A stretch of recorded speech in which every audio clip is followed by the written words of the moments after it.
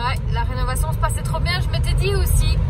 Il y a un truc qui va pas, c'est pas normal, ça roule trop. Ouais, ben voilà. Non, mais franchement, on fait pas froid du tout. Du tout, du tout.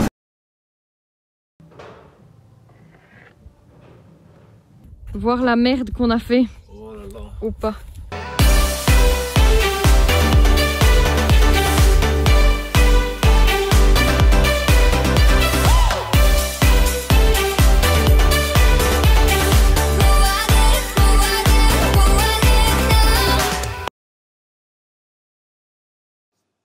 Coucou tout le monde, on se retrouve pour un nouvel épisode. Cette fois-ci, on arrête de démolir, du moins temporairement. On réalise les points de niveau au rez-de-chaussée pour définir où arrivera le futur niveau de sol fini. On a eu des petits soucis d'enregistrement de son, Dimitri et moi, avec notre téléphone. On ne sait pas du tout ce qui s'est passé.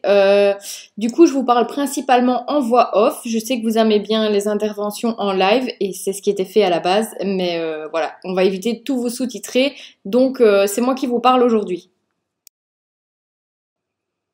On souhaitait éviter de casser l'ancien seuil de...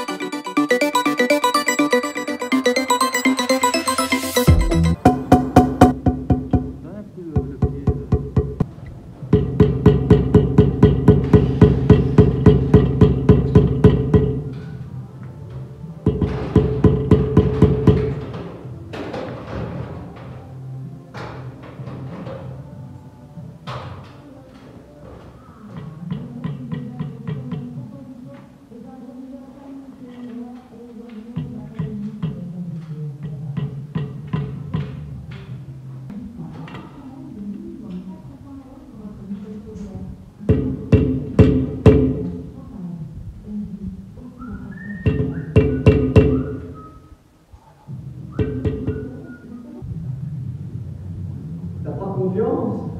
C'est 2 niveaux. 6 yeux, on valent mieux que 2. Good job, Anthony. Voilà. Et Anthony qui c'est des nouveaux. Qui prend les points de niveau. Ça va? Impec. Impeccable. On est bien pour la hauteur de chape et l'isolant.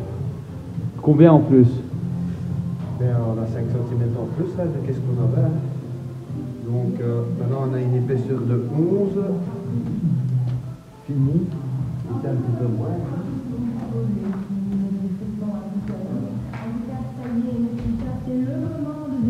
Impeccable. 12,5. Moi l'épaisseur de carrelage à 1,5 ça fait 11 moins l'isolant qui va faire 3 cm. On fera une réservation de 8 cm de chape, ce qui est parfait. Super. Problème résolu. Super. Nous allons voir l'autre Anthony. Bon, tu fais quoi? Tu fais semblant de travailler là-bas?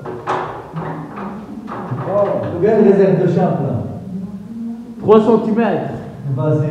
Pas assez. Nous avons également reçu la visite de Jérôme qui a créé l'encastrement pour le visiophone Nico Home qui va être mis à cet endroit.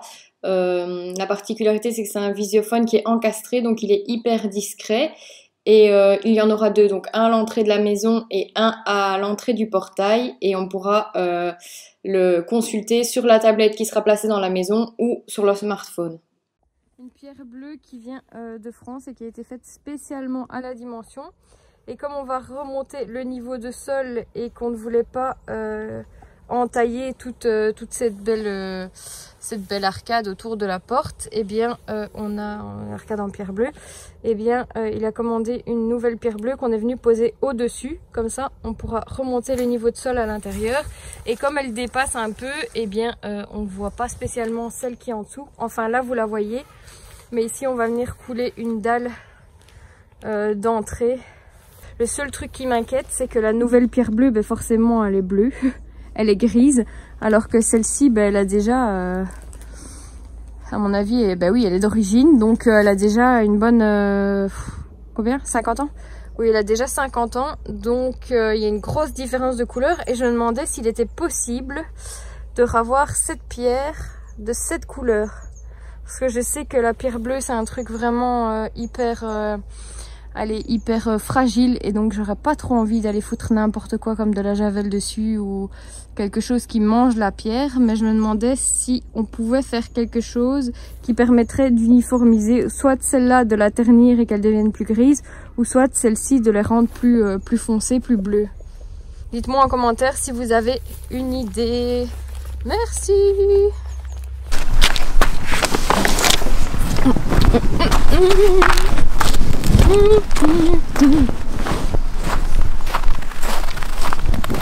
On a été chercher de quoi remplir le canon à chaleur parce que inutile de vous dire que pour le moment il chauffe beaucoup.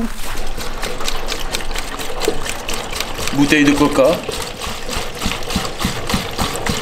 Mais combien ça? Oh. 30 plus 30. Non mais franchement on fait pas froid du tout. Du tout, je vois pas vraiment pourquoi vous dites ça. Non hein. Oh. Horrible. Vivement qu'on allume une petite flambée ici, qu'on ait notre chauffage par le sol, qu'on puisse marcher pieds nus.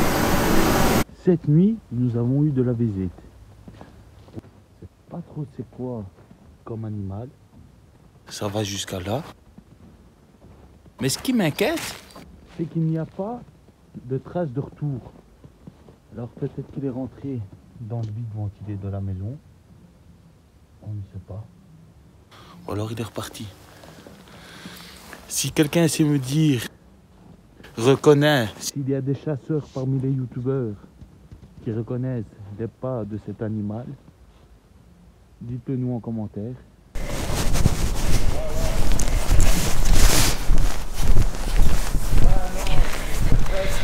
En direction du petit potager. Ah oui, tant que j'y suis, j'ai oublié de vous parler d'un truc.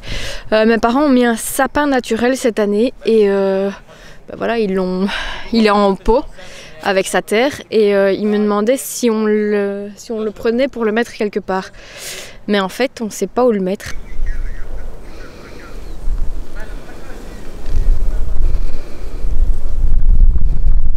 C'est dommage que ce soit toujours ainsi en Belgique. La neige, c'est magnifique, mais on n'a vraiment pas un pays qui a adapté. La preuve, mes essuie-glaces sont gelés. On n'a vraiment pas un pays qui est adapté pour la neige. C'est vraiment le carnage. Je suis en route pour la maison parce qu'on a une grosse nouille dans le pâté. Et ouais, la rénovation se passait trop bien. Je m'étais dit aussi, il y a un truc qui va pas, c'est pas normal, ça roule trop. Ouais, ben voilà. Donc on a un souci par rapport à l'isolation. En avant où? Voir la merde qu'on a fait. Oh là là. Ou pas. Franchement, vous avez déjà vu la maison sous tous les angles, mais je trouve que ce conteneur se fond vachement bien dans la masse. Bon, pour info, c'est toujours le même. C'est le 6e, 7e.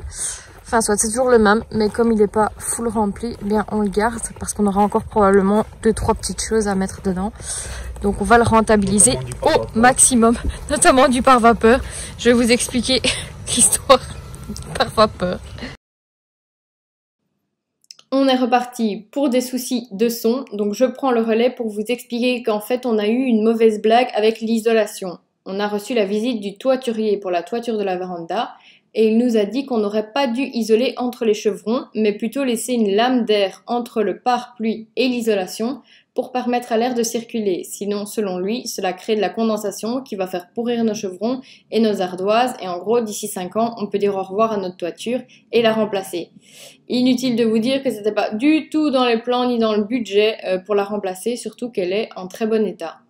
Donc, on a enlevé une partie de l'isolation pour voir ce qui se passait sous la laine de verre. Et la laine de verre est humide, non pas mouillée, mais humide. Elle est humide uniquement sur la face, entre le pare-pluie et la laine de verre. On a pris nos renseignements auprès d'architectes que l'on connaît, de constructeurs, de magasins d'isolation. Et selon eux, il faut impérativement isoler entre les chevrons, ce que l'on a fait. Et de nouveau, selon eux, il est normal d'avoir un peu d'humidité entre le pare-pluie et la laine de verre. Tant que la laine de verre n'est pas imbibée, ce qui est le cas, vu qu'elle est juste un peu humide, sachant aussi qu'actuellement, nous connaissons des conditions qui sont assez rudes avec des températures qui descendent parfois jusqu'à moins 15 degrés. Là où, selon nous, ça coince, c'est qu'on a mis un pare-vapeur entre la laine de verre et les panneaux en PU. Je pense qu'on va enlever le pare-vapeur, car d'après ce que l'on a pu trouver comme information, il n'y a pas lieu de mettre un pare-vapeur entre deux types d'isolation différentes, car l'isolant PU fait déjà office de pare-vapeur. D'ailleurs, si vous avez des éclaircissements à nous apporter ou des conseils par rapport à cette situation, n'hésitez pas à nous le dire en commentaire, ça nous fera avancer, la réflexion en tout cas avant de prendre une décision de commencer à enlever le pare-vapeur ou à toucher à tout le travail qui a été fait parce que ça représente beaucoup de boulot. Donc voilà.